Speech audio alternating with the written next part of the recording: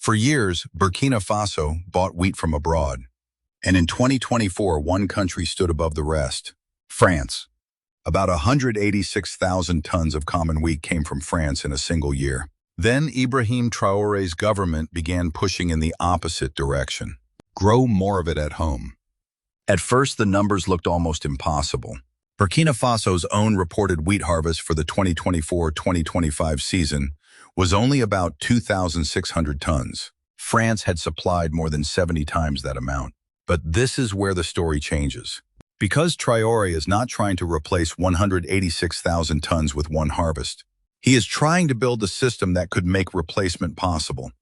New irrigated land, dry season farming, storage, farm equipment, and wheat growing on Burkinabe soil when fields would normally be waiting for rain. So this is not really a story about wheat. It is a story about whether Burkina Faso can slowly turn an old foreign supply line into something it produces for itself. And the first battle is water.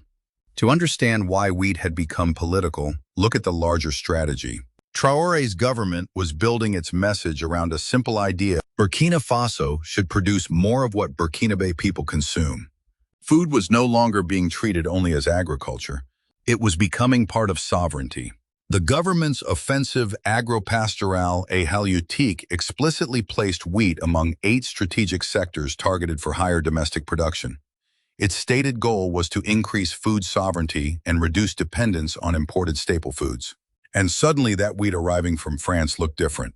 Not because Burkina Faso could simply stop buying it tomorrow. It could not. The domestic wheat sector was still tiny compared with the volume entering the country.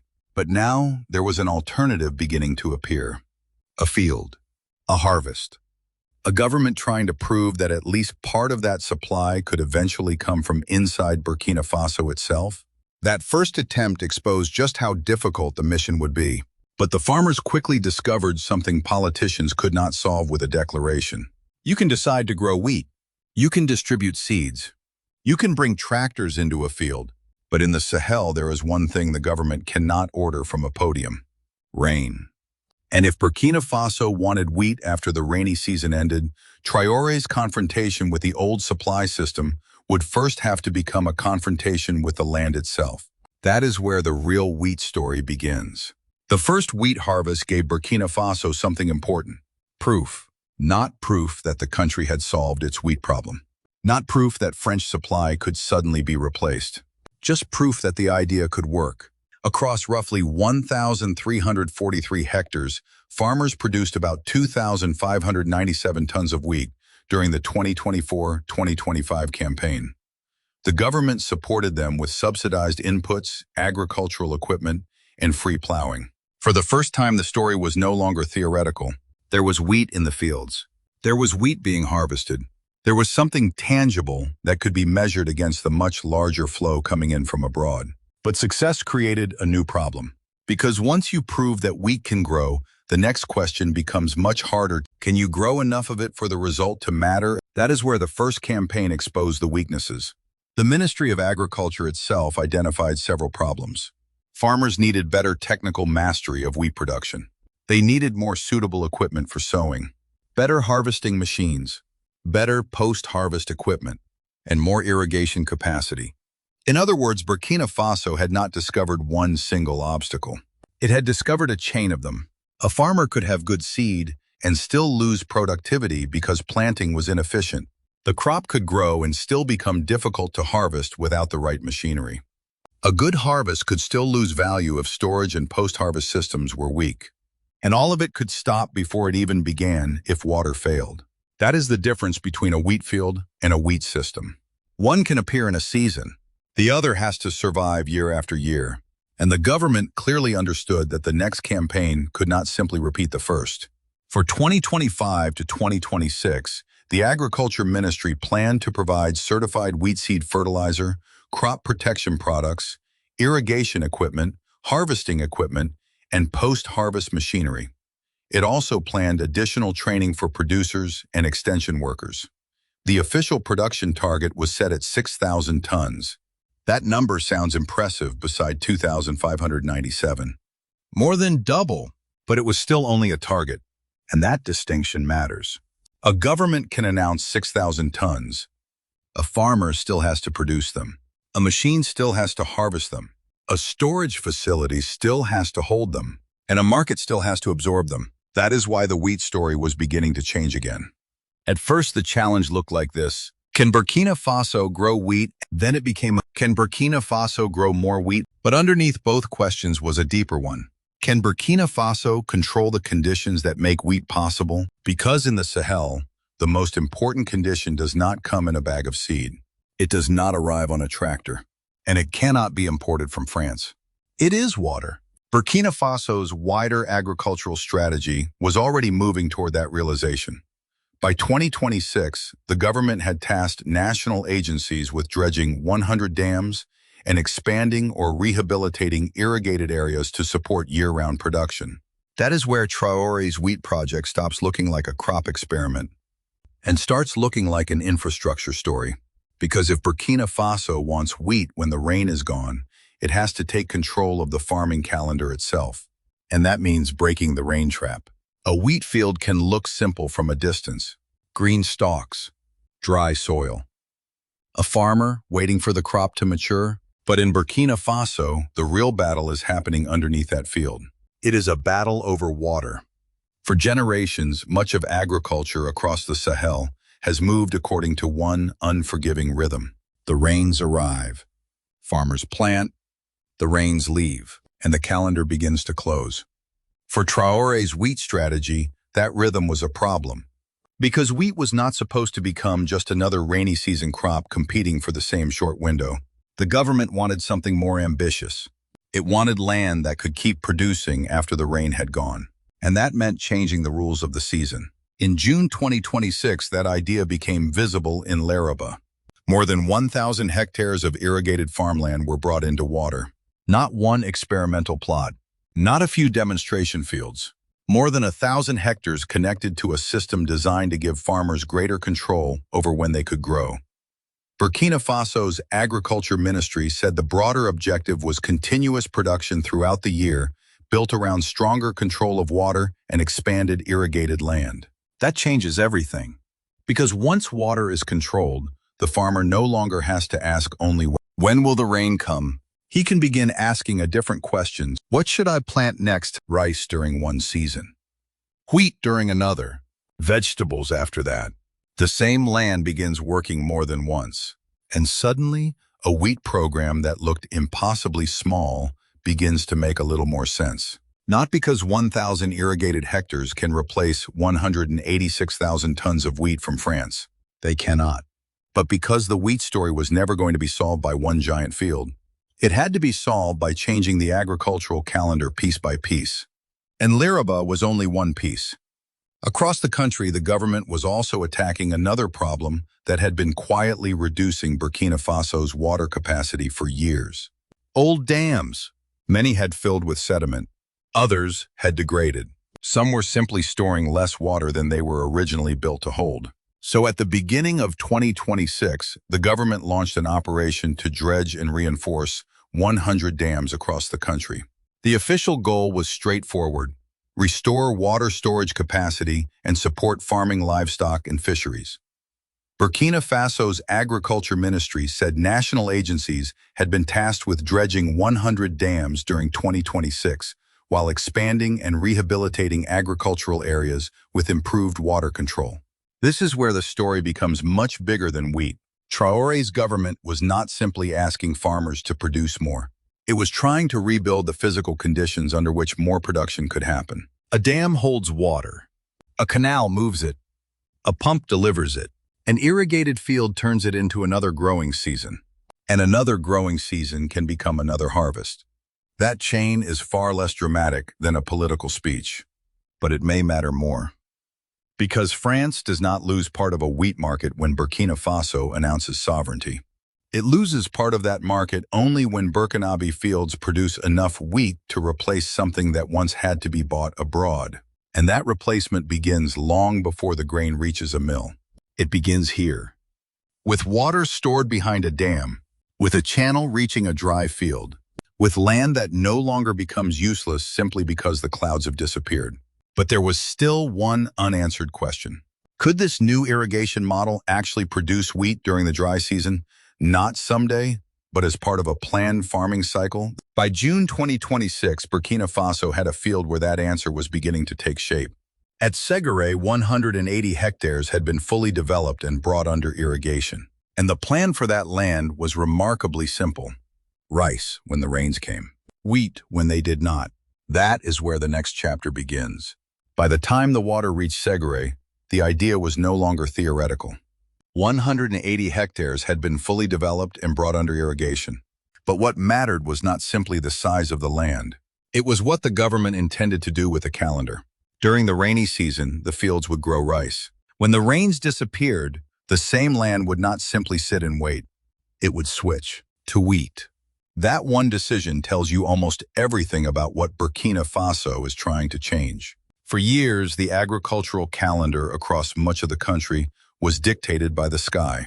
Rain arrived, planting began. Rain stopped, production slowed. Now, at Séguéré, water infrastructure was being used to create another season where nature had previously offered none. The government projects roughly 600 tons of rice during the wet season and around 400 tons of wheat during the dry season from this 180-hectare perimeter. Tomatoes and onions are also planned as part of the annual production cycle. 400 tons of wheat will not overturn Burkina Faso's relationship with France. Not even close. But that is not what makes Séguéré important. Its importance is that one piece of land can begin producing twice instead of once. And when the dry season stops being empty, the entire economics of the field begins to change. But Séguéré also exposed the next problem. Because growing wheat is only useful if the wheat survives the journey after harvest. So alongside the irrigated land, the project included a 250-ton storage warehouse and a drying area designed to help preserve and commercialize what farmers produce. Séguéré was only one site, but elsewhere the same pattern was beginning to appear. In Liriba, more than 1,000 hectares of irrigated land had been put into use, including 600 hectares at Duna, where the project included 6 storage warehouses of 250 tons each for rice and wheat, along with rural roads, drainage works, and drying areas. The government said the broader goal was to enable production up to 3 times a year through better control of water. Now the story had moved beyond one wheat field. Burkina Faso was beginning to assemble pieces of a chain. Water, land, harvest, storage, transport. And that raised a much bigger question. If the country could keep building those pieces together, could wheat stop being a small experiment and become a real domestic supply system? Because France's 186,000 tons could never be challenged by fields alone. Burkina Faso would need the entire chain. And that is where the next part of the story begins. The moment wheat leaves the field, a different battle begins. The farmer has done his part. The crop survived the season. The grain has been cut. For a few hours, the story can look like a victory. But harvested wheat does not automatically become food sovereignty. It still has to survive the journey home. It has to dry. It has to be stored. It has to move. It eventually has to be processed into something people can actually buy and eat. And every missing link creates another opportunity for the old system to return. This is why what happened at Duna matters. The government did not develop 600 hectares of irrigated land and stop at the edge of the field. Around those fields came another layer of infrastructure. 6 warehouses, each capable of storing 250 tons of rice and wheat. Rural roads, drainage systems, drying areas. The project divided the irrigated area into 2,340 plots, serving about 1,400 producers, with projected production of more than 7,300 tons, mainly rice and wheat. None of those things look as dramatic as a golden wheat field.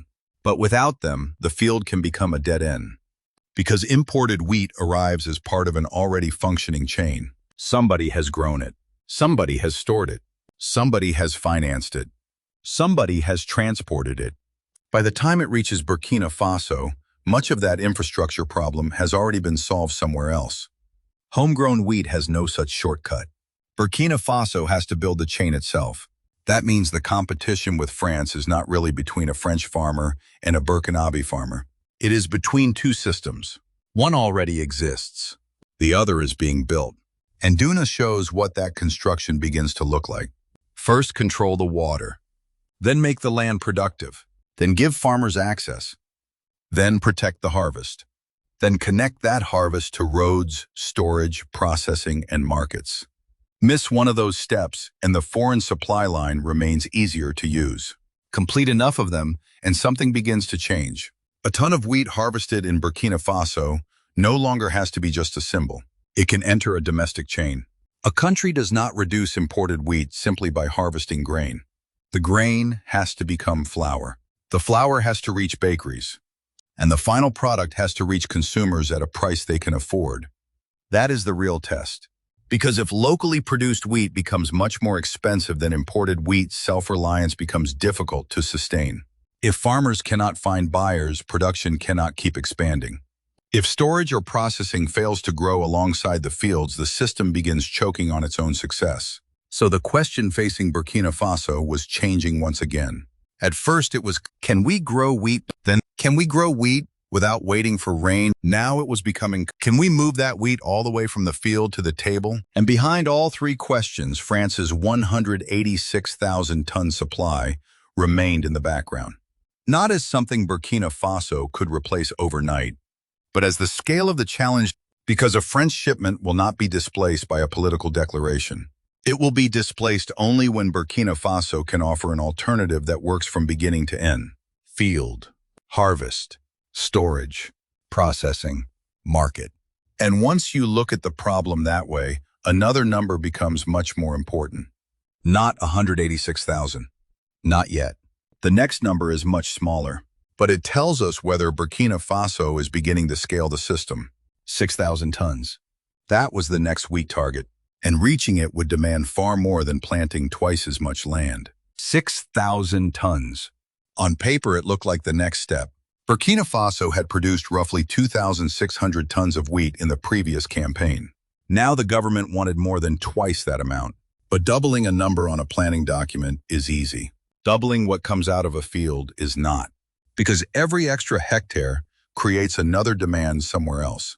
More seed, more fertilizer, more water, more machines, more people who know how to grow wheat properly, more harvesting capacity when thousands of hectares become ready at the same time, and more places to put the grain once it leaves the field.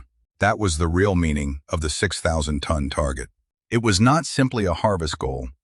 It was a stress test for the system Burkina Faso was trying to build. The Agriculture Ministry's preparation for the 2025-2026 campaign reflected that reality. The plan was not limited to distributing wheat seed. It included certified seed fertilizer, crop protection products, irrigation equipment, harvesting equipment, post-harvest machinery, and additional training for producers and agricultural workers. Every one of those pieces existed because the previous campaign had already shown where the weaknesses were. And that is what makes this moment different from a political slogan. Burkina Faso had already discovered that wheat could grow. Now it had to discover whether the surrounding system could grow with it. And 6,000 tons would still be tiny beside the number hanging over this entire story. About 186,000 tons of common wheat came from France in 2024. That comparison can make Burkina Faso's domestic effort look insignificant. But it can also be read another way. It shows exactly how much room there is to move. Traore does not have to replace the entire French supply in one season for the strategy to matter. The first test is whether domestic production can move from a few thousand tons to something larger without collapsing under its own bottlenecks. Then whether it can move again and again. That is how the gap begins to close. Not through one dramatic announcement, through repeated harvests. The political confrontation with France makes the story louder. But the agricultural confrontation is much quieter. It happens when a pump starts before sunrise, when a farmer plants wheat after the rainy season, when a warehouse fills with grain that was grown locally, when a mill receives Burkinabe wheat instead of waiting for another shipment from overseas, and eventually when a bakery can buy more flour made from grain grown inside the country. That is the point where sovereignty becomes visible in everyday life. But there was still one problem. 6,000 tons could prove that the first stage was expanding. It could not prove that Burkina Faso had reached scale. for that the country needed much more land under reliable water control. And by 2026, new irrigation projects were beginning to appear across the map. One of them was Niagama-Tukoro, 605 hectares, more than 9 billion CFA francs invested, and according to the government financed entirely with Burkina state resources. Now the wheat story was about to move from a target to a network. And that is where the scale of Traore's agricultural gamble becomes much clearer. Then, in August 2026, the story moved to Niagama-Tukoro. For years, the land had been waiting. Work on the irrigation scheme had stalled in 2018, leaving farmers with infrastructure that promised water but could not yet deliver the transformation they had been expecting. Then the project started moving again. On August 2, Burkina Faso's prime minister arrived as water was finally released into a newly completed 605-hectare irrigated perimeter. And this time the number behind the project carried another message. More than 9.9 billion CFA francs had been invested. According to Burkina Faso's agriculture ministry, the entire cost was financed from the Burkina state's own resources. That detail matters, because this story began with wheat coming from France. Now Burkina Faso was using its own public money to build the infrastructure that could help more food come from its own soil. Not a declaration, concrete, canals, water, land. For Traore's government, this is what sovereignty begins to look like when it leaves the podium. But Niagama-Tukoro was not supposed to stand alone. The 605 hectares are connected to the waters of the Samandeni Dam and form part of a much larger plan for the Mohune Valley. The government says the long-term ambition is to develop 21,000 hectares of irrigable land there. Niagama-Tukoro is one of the first links in that larger system. And suddenly the map begins to change. Séguéré had already brought 180 hectares under irrigation. Niagama-Tukoro added another 605 hectares. Work was also underway on 720 hectares at Bossora. And at Bama, another 1,260 hectares were undergoing rehabilitation. One field becomes another. One canal becomes another. One harvest begins connecting to a larger network. And that is the point where Burkina Faso's wheat experiment becomes much more interesting. Because the 21,000-hectare vision is not a giant wheat plantation. It is a broader irrigated agricultural system intended for multiple crops and agricultural activities. But wheat can become one of the crops that benefits from something far more important: reliable dry season land. That is the real asset. If Burkina Faso controls more water, then farmers gain more choices. Rice when conditions favor rice. Vegetables when the market needs them. Wheat when the rains are gone. The government is no longer trying only to increase the output of one crop. It is trying to increase the number of productive months in a year. And that changes the scale of the story. And there is another part of this project that cannot be ignored.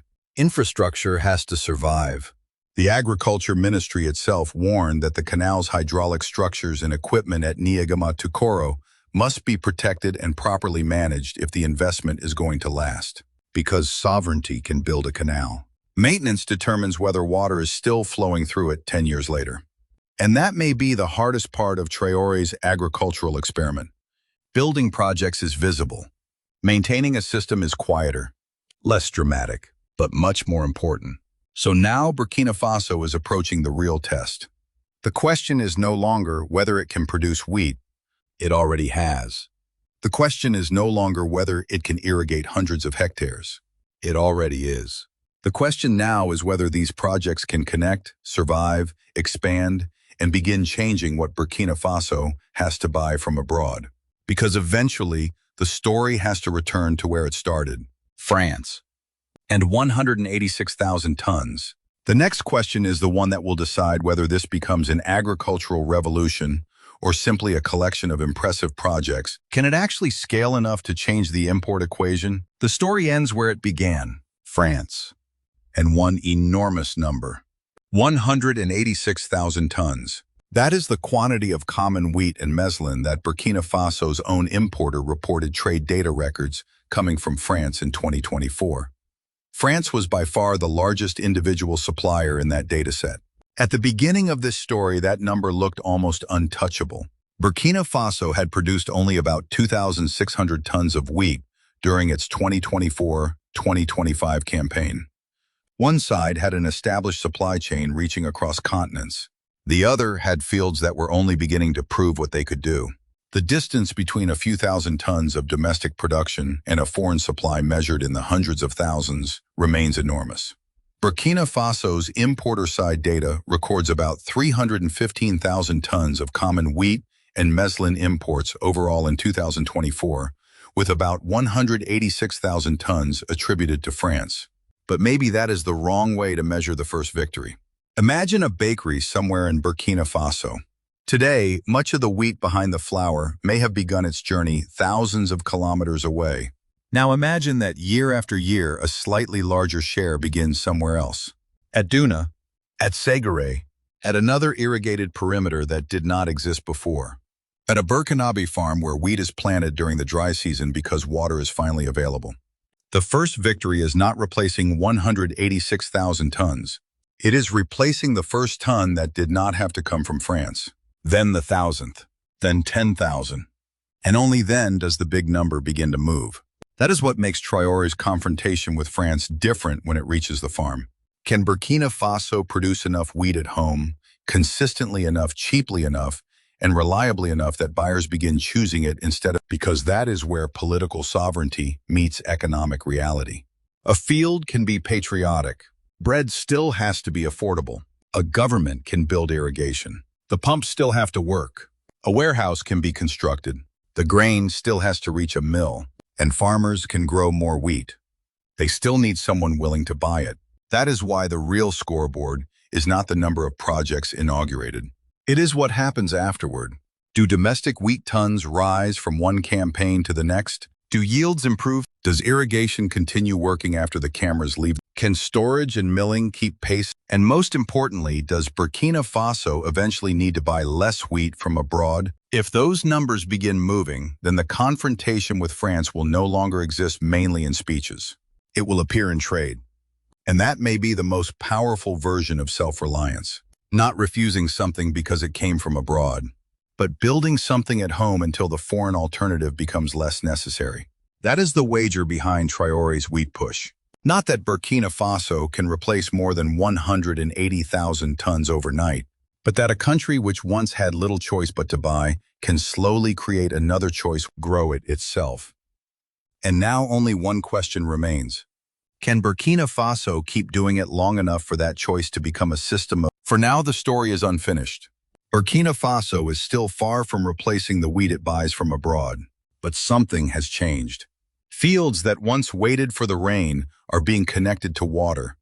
Farmers are being asked to produce wheat in the dry season. Storage is appearing beside irrigated land. And a country that once solved the wheat problem, mainly by importing it, is trying to build another option at home. That is the real meaning of Traore's wheat push. Not victory over France. Not yet.